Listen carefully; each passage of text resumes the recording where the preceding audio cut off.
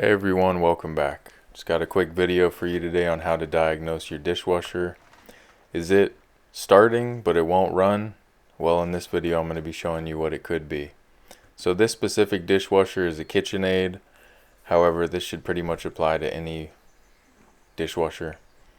So this dishwasher, essentially, it's filling with water and that's it. The dishes aren't getting clean. That was the customer's main complaint. They said, hey, the dishes aren't getting clean, it's not washing them. So the first thing I did was I turned it on a normal cycle. I let it fill with water.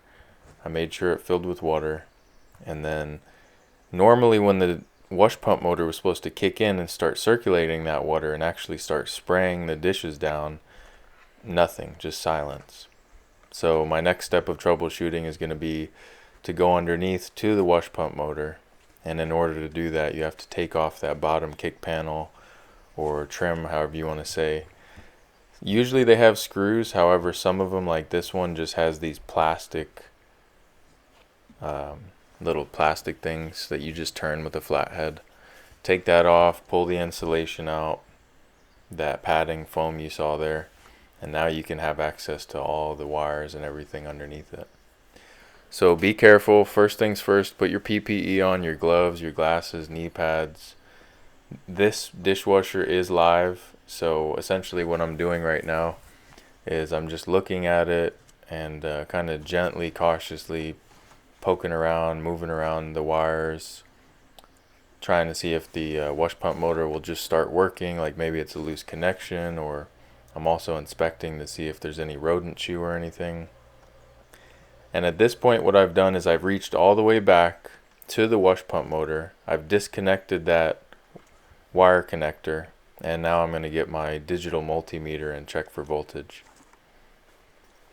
Because I want to see, okay, is the wash pump motor not working because it's not getting voltage or because it's faulty? And that's what I'm doing here, is I'm going ahead and hooking up my voltmeter to the actual connector that connects to the wash pump motor to check voltage.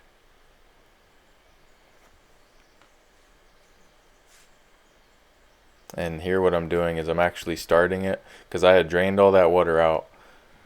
So now what I'm going to go ahead and do is start it and check for voltage and see what we've got going on.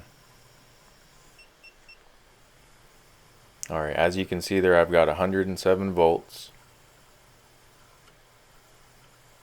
And what you didn't see was when the dishwasher was completely off, I had no volts.